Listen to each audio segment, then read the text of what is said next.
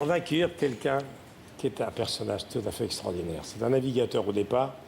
Il a couru le Vendée Globe, il a fait un naufrage d'ailleurs. Ouais, célèbre. Troisième de la route du Rhum en 1998. Il a été 10e également du Vendée Globe en 2009. Il a été skipper sur la Solitaire du Figaro. Mais c'est également un fou d'avion. Et il est pilote. Il s'appelle Raphaël Dinelli. Et il a construit un avion qui sera exposé Au Bourget, à la COP. Et son rêve, les prochaines, de voler, traverser l'Atlantique, comme Lindbergh et comme Mermoz.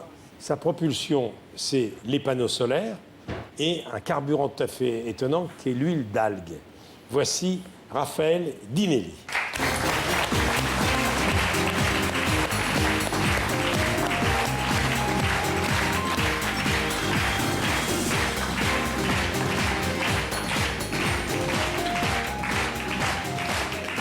Raphaël, je suis content de vous revoir. Le projet de l'avion Héraol. Alors, Héraol, c'est deux types de propulsion.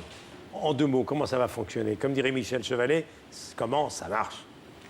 Alors c'est très simple, ça marche avec une hélice qui va tracter cet avion avec deux moteurs électriques. Et ces moteurs électriques, il faut les alimenter sans arrêt en énergie électrique.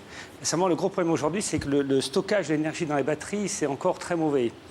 Alors, on ne peut pas traverser l'Atlantique en avion avec un moteur électrique parce qu'il faudrait plus de 6 tonnes de batteries, des batteries modernes. Donc nous, on a mis au point dans notre laboratoire, donc Nicolas est venu depuis assez longtemps, au tout début, visiter notre laboratoire, toi aussi Michel. Donc ce sont des cellules très performantes et nous, la particularité, c'est qu'on les emballe, on les encapsule dans les matériaux très très fins. Alors ça, c'est le soleil. Voilà, la journée, ça va nous permettre de fonctionner. La journée, c'est ça, et la nuit, c'est ça. Et la nuit, pour compenser le solaire et pour éviter les gaz à effet de serre. Ça, c'est de l'huile d'algue? Voilà, c'est un laboratoire près de Bordeaux, à Libourne. Des scientifiques de l'université de Bordeaux ont créé Fermentalgue et utilisent avec des photobioréacteurs.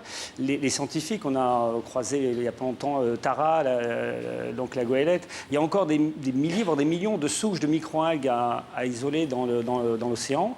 Et cette microalgue a été, cette souche, ils arrivent à les lever presque d'une manière industrielle, hein, c'est le début.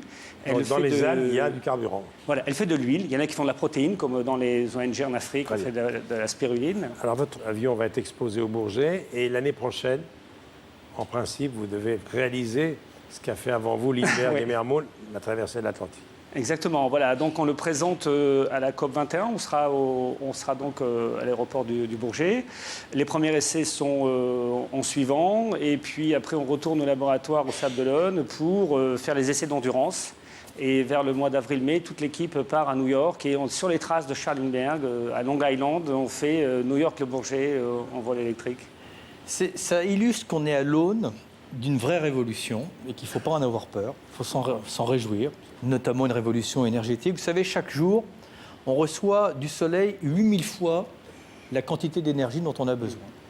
C'est quand même bien la mer à boire qu'on n'arrive pas à capter 1/8000e de cette énergie. Et je pense que notamment l'énergie solaire va être une des principales réponses aux besoins énergétiques de la planète, d'autant plus que le coût de l'énergie solaire, depuis 10 ans, a chuté considérablement et va très rapidement devenir accessible, notamment aux pays les plus pauvres.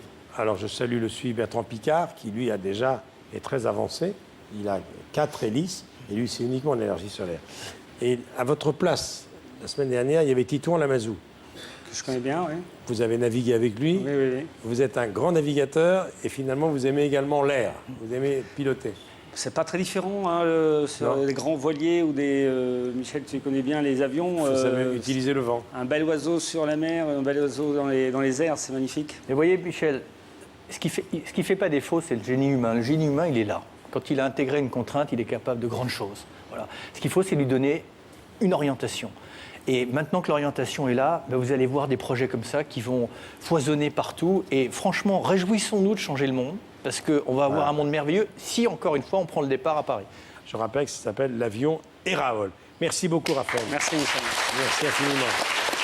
Merci, à bientôt. Merci beaucoup. Bon.